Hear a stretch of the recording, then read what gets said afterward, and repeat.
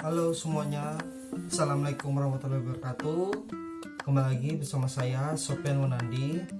Kali ini video akan membahas pembelajaran untuk kelas 4. Baiklah semuanya, mari simak video yang akan Bapak tampilkan. Simak videonya berikut ini.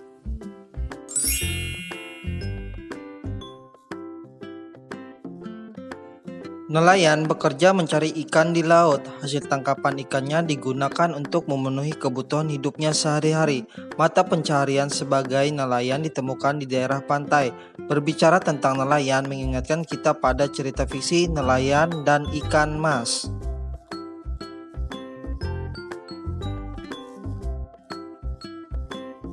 Nelayan dan ikan mas.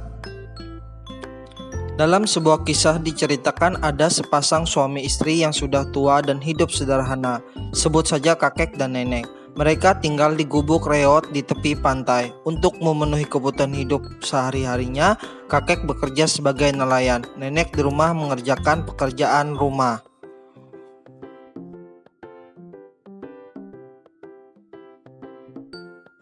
Seperti hari-hari biasa, pagi itu kakek pergi ke laut mencari ikan. Kakek mencari ikan menggunakan jala. Hampir seharian kakek menjala, tetapi kakek belum juga mendapat ikan. Hingga akhirnya jala kakek bergerak kencang. Kakek segera mengangkat jalanya, ternyata kakek mendapat seekor ikan mas kecil.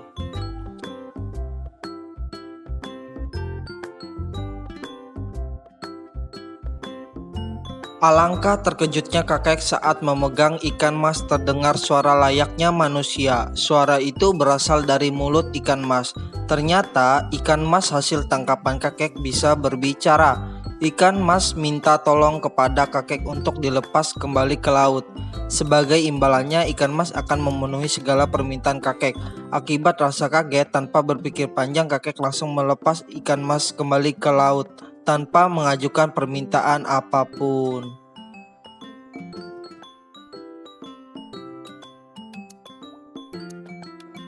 Kakek pulang dengan tangan hampa karena seharian kakek tidak mendapatkan ikan. Tak pelak nenek sudah menunggu lama di rumah marah. Nenek bingung karena tidak ada yang bisa dimakan hari itu. Untuk menangani hati istrinya, kakek menceritakan pertemuannya dengan ikan mas ajaib yang bisa berbicara. Layaknya manusia dan berjanji mau memenuhi segala permintaannya. Mendengar cerita kakek, nenek tambah marah karena kakek tidak meminta apapun dari ikan mas. Padahal hidup mereka serba kekurangan. Bak cucian lapuk dan tinggal gubuk reot.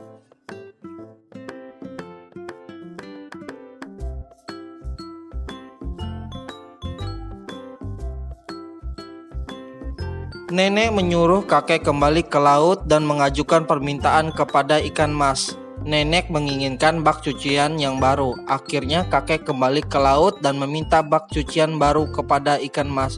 Sungguh ajaib, dalam waktu sekejap sudah ada bak cucian baru di depan rumah. Keajaiban itu ternyata tidak membuat nenek bersyukur. Sebaliknya nenek semakin serakah. Nenek menyuruh kakek kembali ke laut untuk mengubah gubuk reotnya menjadi rumah baru tanpa ada kayu lapuknya.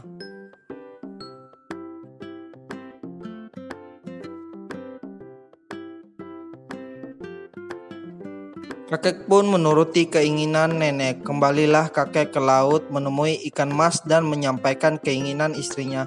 Lagi-lagi terjadi keajaiban. Sepulang dari laut, rumah kakek sudah berubah menjadi rumah baru tanpa ada kayu lapuknya. Sang nenek masih saja tidak puas dengan rumah barunya. Banyak permintaan yang nenek ajukan, mulai dari istana, menjadi penguasa provinsi atau gubernur, dan menjadi ratu. Semua sudah kakek sampaikan kepada ikan mas dan terkabulkan. Dasar manusia serakah, ia ingin meminta lebih, kata si ikan mas tersebut. Akhirnya nenek menyuruh kakek meminta kepada ikan mas agar nenek menjadi dewi laut dan ikan mas menjadi pelayannya. Mendengar permintaan tersebut, ikan mas tidak menjawab apapun dan langsung kembali berenang ke lautan. Ketika kakek pulang ke rumahnya, ia tidak melihat lagi istana dan pelayan-pelayan istrinya. Kakek hanya melihat gubuk reot dengan beberapa kayu lapuknya. Sementara nenek tampak duduk melamun memandangi bak cucian yang lapuk seperti sedia kala. Penyesalan atas keserakahan nenek pun tiada guna. Cerita nelayan dan ikan mas termasuk cerita fiksi karena cerita tersebut tidak nyata, hanya bersumber dari khayalan.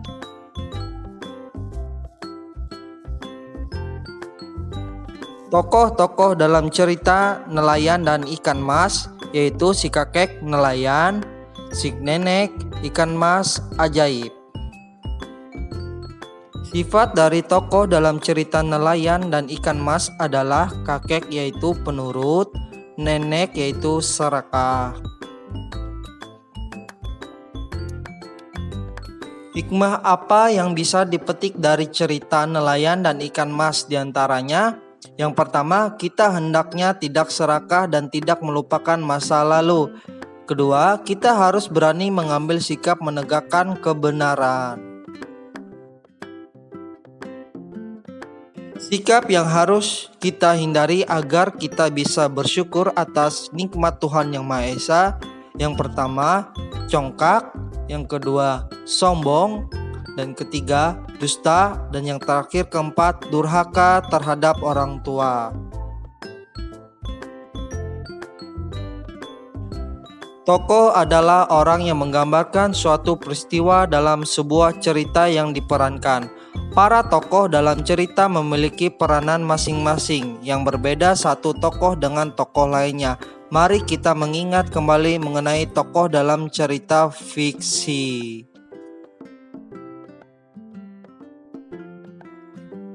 Tokoh utama adalah tokoh yang memiliki peranan penting dalam suatu cerita. Tokoh utama paling banyak diceritakan baik sebagai pelaku kejadian maupun yang dikenal kejadian.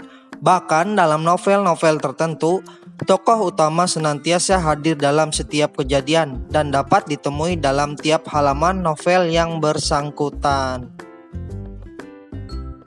Adapun tokoh tambahan yaitu pembantu. Tokoh tambahan dalam peran pembantu adalah tokoh yang memiliki peranan tidak penting dalam cerita.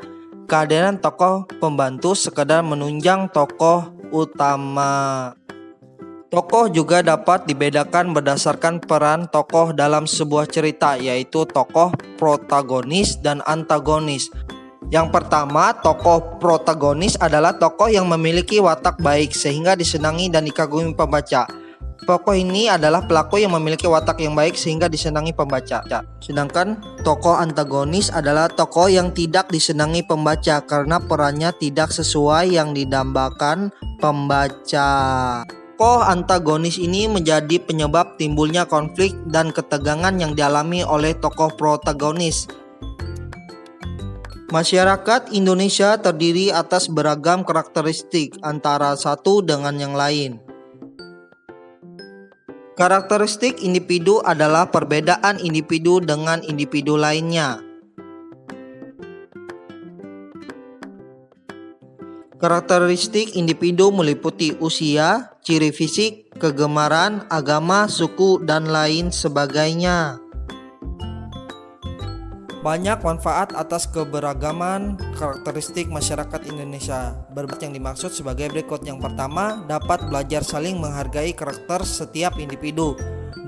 Belajar bersosialisasi. 3. Belajar toleransi. 4. Saling melengkapi sesama individu. Dan yang terakhir kelima, hidup rukun dalam masyarakat. Pekerjaan merupakan salah satu jenis karakteristik individu dalam masyarakat. Pada dasarnya pekerjaan dibedakan menjadi dua, yaitu yang pertama pekerjaan yang menghasilkan barang, 2. Pekerjaan yang menghasilkan jasa. Pekerjaan yang menghasilkan barang adalah pekerjaan yang menghasilkan suatu barang yang bisa dipergunakan oleh seseorang. Contohnya, petani menghasilkan padi dan jagung, nelayan menghasilkan ikan, peternak menghasilkan daging, susu, dan wol, penjual, kue, dan perajin. 2. Pekerjaan yang menghasilkan jasa adalah pekerjaan yang bukan berupa barang, tetapi hasil pekerjaannya dapat dinikmati dan dirasakan orang lain. Contohnya, guru, dokter, perawat, tukang potong rambut, polisi, tentara, dan seniman. Jenis pekerjaan jasa ini dibutuhkan masyarakat luas, terutama di bidang pendidikan, pelayanan kesehatan, layanan transportasi, tertiban, dan keamanan, serta perwisata. Oleh karena itu, pekerjaan yang menghasilkan jasa disebut sebagai pekerjaan yang berkaitan dengan sosial budaya. Nah, itu tadi video pembelajaran kita. Untuk pertemuan kali ini cukup sampai di sini ya. Semoga kalian bisa mengerti dan memahami video pembelajaran yang barusan Bapak sampaikan. Sampai jumpa di video pembelajaran selanjutnya. Dadah.